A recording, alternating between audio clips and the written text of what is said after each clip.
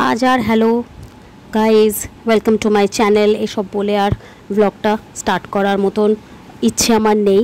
Last কদিন যা ঘটছে পুরো পৃথিবীতে, মানে সবাই মিলে এত প্রোটেস্ট, এত জিনিস আমরা দেখছি। ওয়েস্ট বেঙ্গলে যা ঘটেছে কলকাতাতে আরজি কর প্রবলেমটা নিয়ে, সেই জন্য এটা কোনো প্রপার ব্লগ বা ওই রকম কিছু ভিডিও না, জাস্ট চাইলাম একটু দুটো কথা বলতে।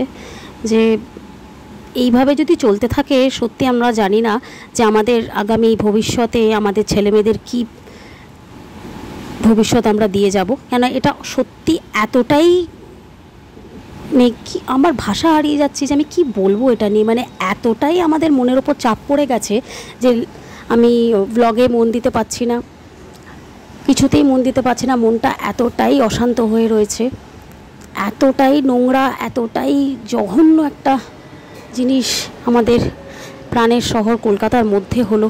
12 বছর আগে নির্ভয়া কেসটা যখন হয়েছিল, তখন এত প্রোটেস্ট, এত কাণ্ড হওয়ার পরও আজ 12 বছর পর আবার সেই সেম জিনিস দেখতে হচ্ছে আমাদের। চলে গেছিলাম আজকে আমরা দিল্লি কালীবাড়িতে।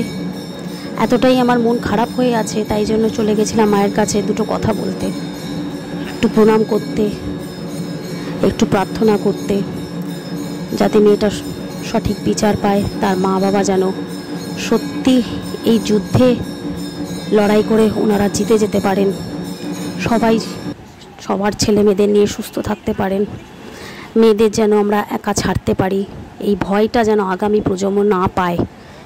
ভয় ভয়ে বাঁচা, ভয় ভয়ে বাঁচা, মানে সত্যি টায়ার্ড হয়ে গেছে, আর পেরে উঠছি না। মেয়েকে শিক্ষা দিচ্ছি ইন্ডিপেন্ডেন্ট হ, ইন্ডিপেন্ডেন্ট হ, ইন্ডিপেন্ডেন্ট হ, কিন্তু সত্যি কি ওরা ইন্ডিপেন্ডেন্ট হতে পারবে জানি না। বিশাল বড় কোয়েশ্চেন মার্ক এই প্রোটেস্টে। আমি প্রচণ্ডভাবে এটাকে সাপোর্ট করছি।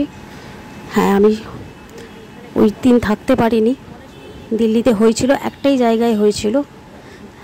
শরীর খুব খারাপ ছিল সেদিন, জ্বর ছিল, মেয়ের জ্বর, আমার জ্বর, বরের জ্বর, কিন্তু আমি মন থেকে প্রচণ্ডভাবে এটাকে সাপোর্ট করি। এখনও আমি প্রোটেস্ট করে চলেছি। আশা করছি খুব তাড়াতাড়ি এটার জাস্টিস হবে। আর বেশি কিছু বলবো না। মায়ের কাছে সবাই প্রার্থনা করুন আগামী দিনগুলো যেন সুদিন আমাদের ফিরে আসে। সামনেই পুজো, মা দুর্গা যেন সবাইকে শক্তি দেন এই লড়াইটা জেতার। সবাই ভালো থাকুন, সুস্থ থাকুন। তাড়াতাড়ি ফিরে আসবো একটা নতুন ব্লগের সঙ্গে। Take care everyone, bye by.